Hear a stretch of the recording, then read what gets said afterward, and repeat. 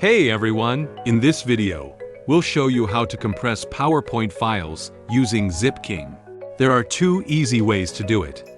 Let's start with method 1. Go ahead and open ZipKing on your computer.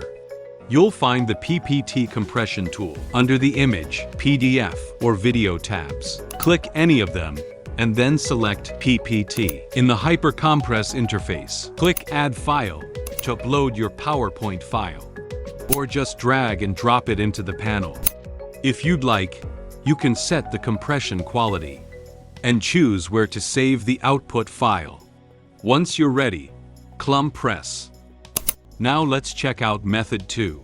Find the PowerPoint file you want to compress. Right-click it and select PPT compression. This opens the Compress interface with your file loaded up. You can add more PPT files, remove any you don't need, and adjust the settings. Pick your compression level, set a storage path, and click Compress. And that's it. Your PPT files are now compressed with ZipKing. Thanks for watching. Don't forget to like and subscribe.